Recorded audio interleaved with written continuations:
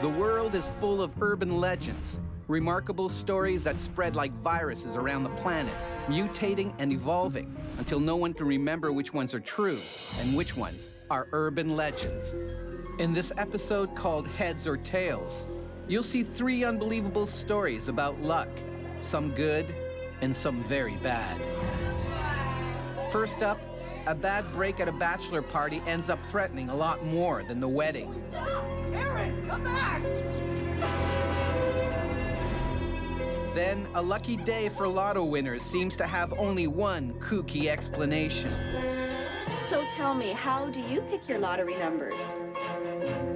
And finally, a successful small businessman sees his world fall apart with one shocking stroke of bad luck.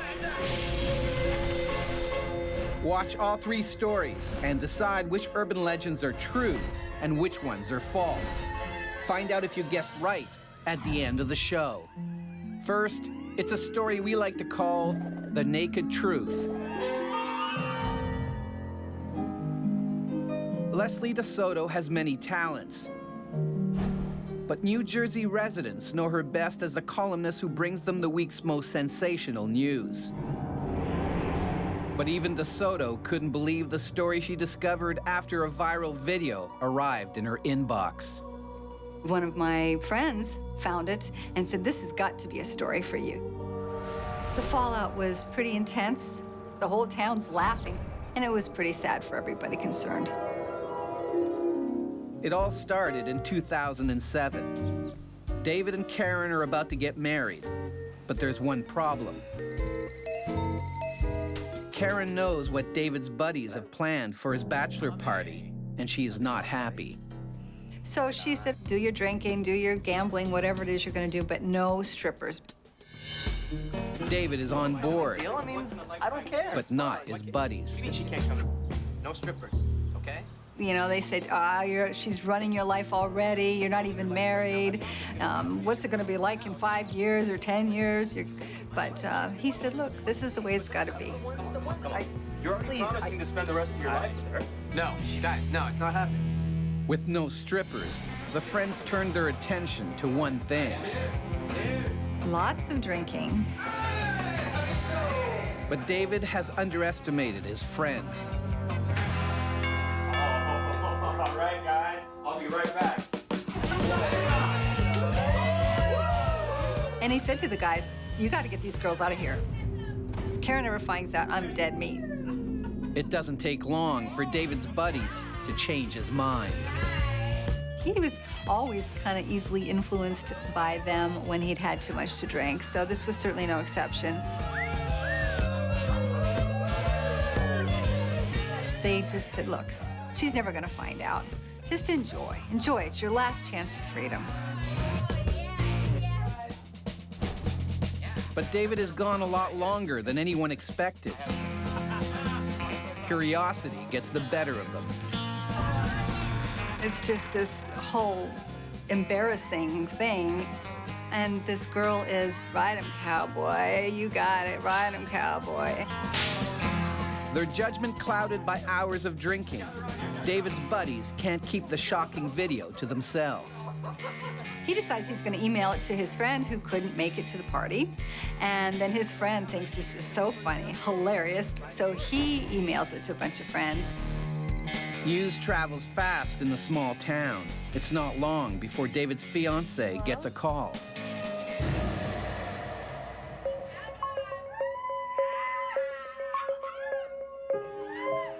David came home about 6 in the morning. Karen is waiting with packed bags. She just couldn't believe that this man that she'd been with since she was a teenager, that they had all these plans. How dare he do this to her? Karen, come back! Karen calls off the wedding and leaves him for good. He was absolutely devastated. He really loved Karen, and she was gone. David tries to drown his sorrows, but 24 hours of solid drinking has only made it worse. Without the love of his life, he decides he has no reason to live. His first thought was to use a gun, but of course he didn't have a gun and he didn't know how to get one. Then he thought, well, it might be kind of messy, so that's not going to work. And he thought, well, I'll hang myself. But then he realized the only place he could do that was at his house, and that was also Karen's house. And what happened if she would come home and she'd have to find him? And he'd been terrible enough to her. He didn't want to put her through that, too. So he said, no, I won't do that. David's determination not to hurt anyone else is making his suicide bid complicated, and it's about to lead him to a bizarre end. So he thought, trains. People die on train tracks all the time. He actually laid down on the tracks, and he stayed there for about 10 minutes. And then as he was laying there, he realized, oh my gosh, how awful would that be for the engineer? He really was a nice guy. You know, he didn't want to hurt people. He just made mistakes. Finally, David finds the perfect place to end it all.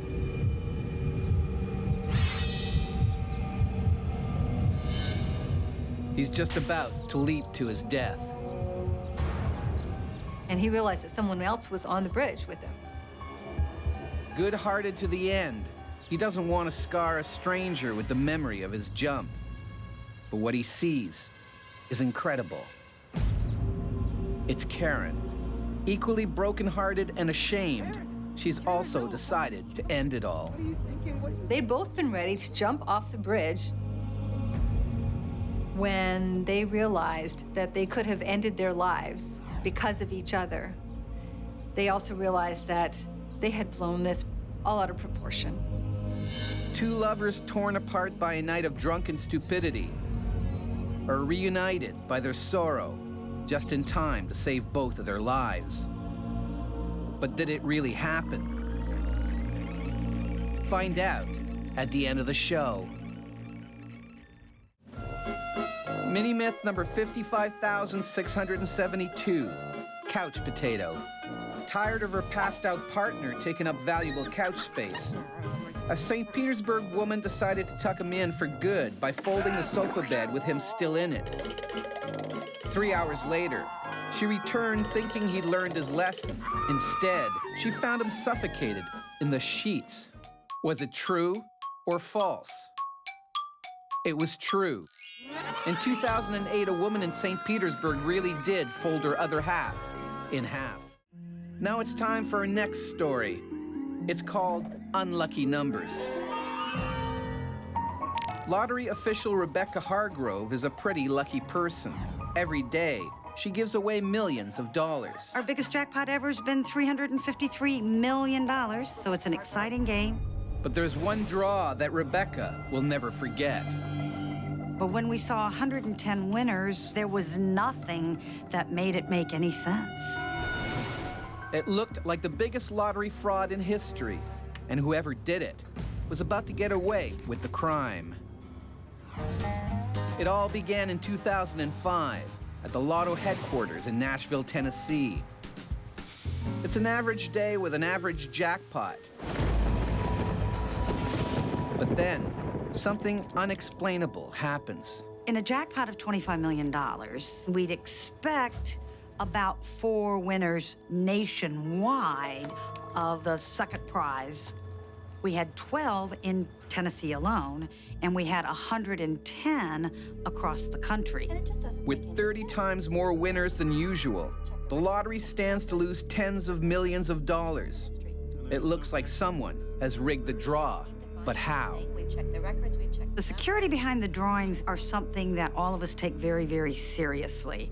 We have multiple machines, and you actually do a lottery to determine which ball sets will be used. Fraud should be impossible, but there's no other way to explain how 110 people could all pick the exact numbers to win second prize. If 1, 2, 3, 4, 5, 6 is ever drawn, 3,000 people will split the jackpot, because that's how many people play 1, 2, 3, 4, 5, 6 each drawing. But these numbers appear completely random. Could there be a hidden pattern? I took out a play slip that you fill out to play, and I started plotting where the winning numbers were, because people will play a diagonal line, or an X, or a box. But Rebecca still can't solve the mystery. We were all emailing and calling each other about, well, I looked at this, have you looked at that? Well, what about this? Then she gets another idea. What if all 110 winners copied their numbers from the same source? There's a cartoon that prints lottery numbers hidden somewhere in the graphics. It wasn't in there. There was a very popular TV show here in the United States that had an episode featuring a lottery ticket with 6 numbers on it. It wasn't that. But their search finds nothing. The lottery officials are baffled. Just wasn't any of the things where you would normally look to see why a large number of people had played a particular combination of numbers. Morning dawns. Winners from around the state arrive to claim their prize. Are they about to get away with one of the biggest scams in lottery history? There's no way for anyone to know anything unless there's fraud. It's Rebecca's last chance to get the information she needs. I'm Rebecca Hargrove, the CEO of the Tennessee Lottery Corporation. You must be very pleased and excited. Completely excited, yes, absolutely. So tell me, how do you pick your lottery numbers? An incredible story begins to unfold. My favorite Chinese restaurant is called the Golden Dragon. I always get a fortune cookie, and I usually don't keep them, but this one said, "Your special day is coming." On the back of the fortune cookie are 6 lucky numbers. A few weeks later, Jacqueline remembers her fortune and plays the number on the lottery. I happen to have been at school. I'm a teacher. And when I pulled out my purse and saw it, I screamed. Oh my goodness, oh my goodness, oh my goodness. Here, are you all right? I won the lottery! I won the lottery! The children said, "Oh, Miss Garrett's having a heart attack." You know, our kids get. And I said, "No, I'm fine, I'm fine, I'm fine." Thank you. Some of the stories are even more unbelievable. Like that of Cheryl Shingler. She isn't picky about food. Everybody just happened to want Chinese that day. And me, I don't care what they order to eat, I always eat, so. And that includes the cookie.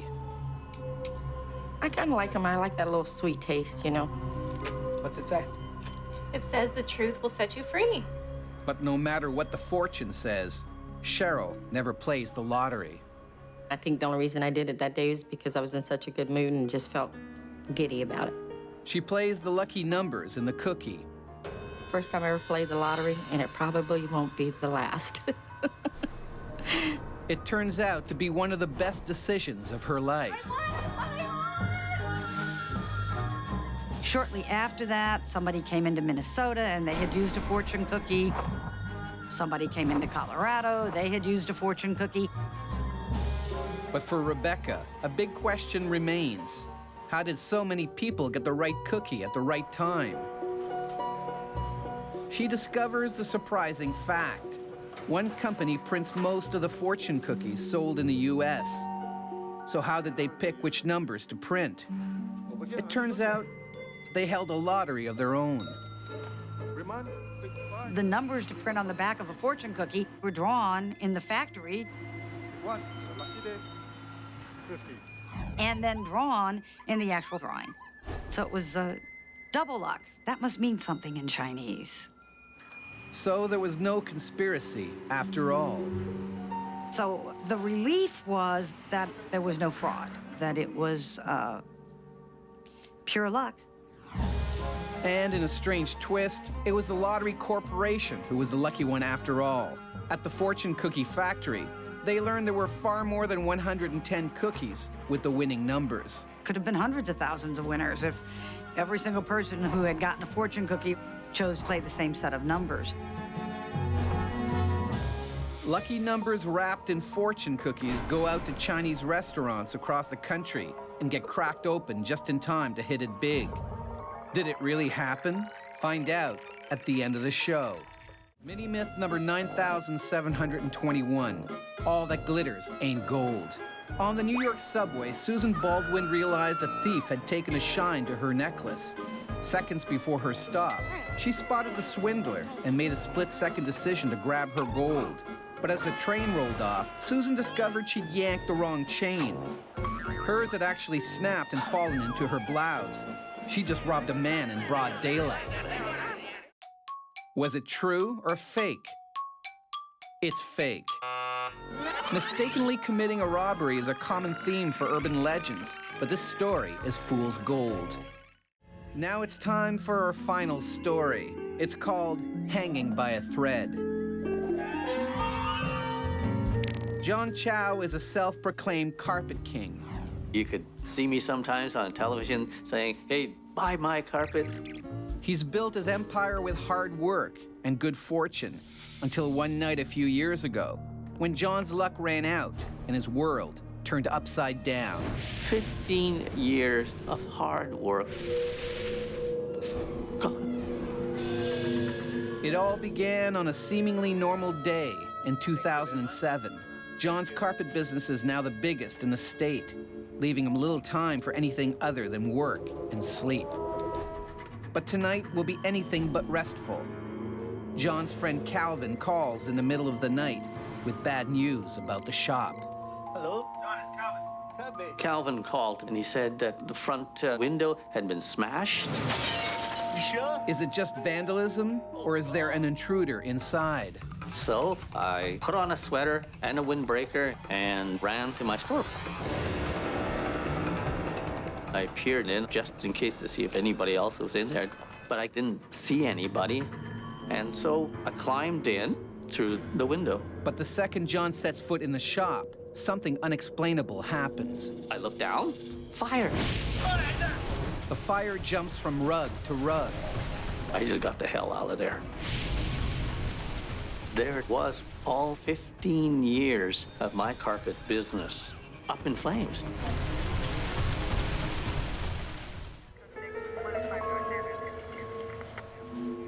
By the time the fire is out, nothing remains of John's carpet store. But to the fire marshal, his story sounds suspicious. How could a fire just spring out of nowhere? Then firefighters make a discovery that only deepens the mystery. The fire marshal told me it was a flammable solvent that had caused the fire. Is it a random act of arson? Or is it someone trying to put him out of business? As the investigation continues, the scope of the disaster is sinking in. What's going to happen tomorrow when I have no business? Then investigators discover something no one can explain. The fire started at the front of the shop. An intruder could not have set it from the back. John is now the prime suspect. I just couldn't believe it.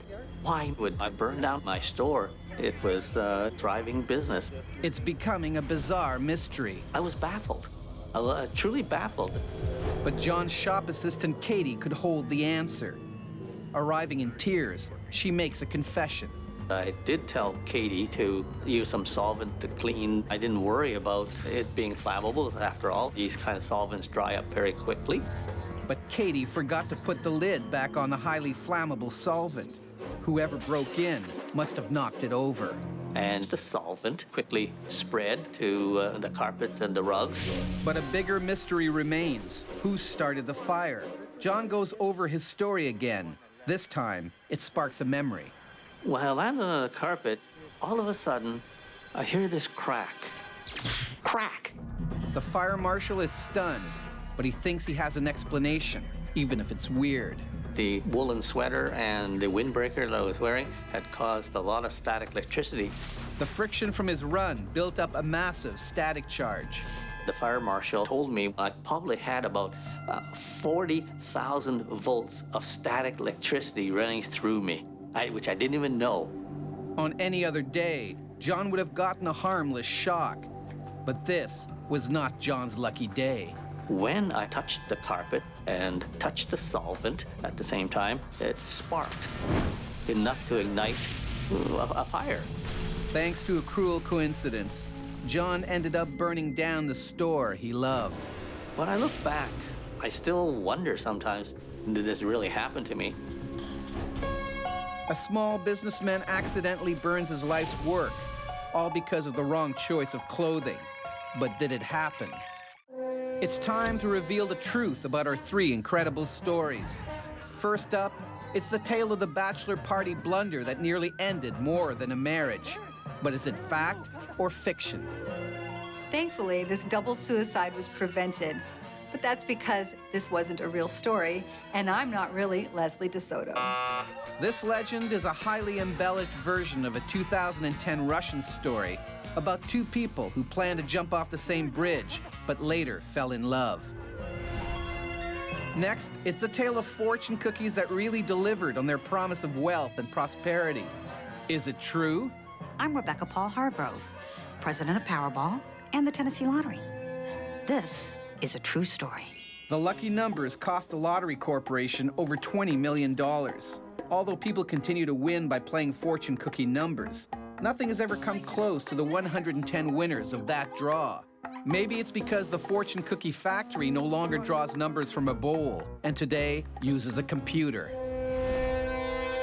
Last is the tale of the static electricity that gave a carpet shop owner the shock of his life. But did it really happen? This is a shocking story, but none of it is true. I don't own a carpet store. Although fake, this story has a spark of truth. Static electricity can cause fires, though usually it ignites gas vapors, not liquids. That's the end of our episode called Heads or Tails. Were you able to separate unvarnished truths from polished lies? Don't worry if you couldn't. You'll get another chance to separate fact from fiction in the next installment of Urban Legends.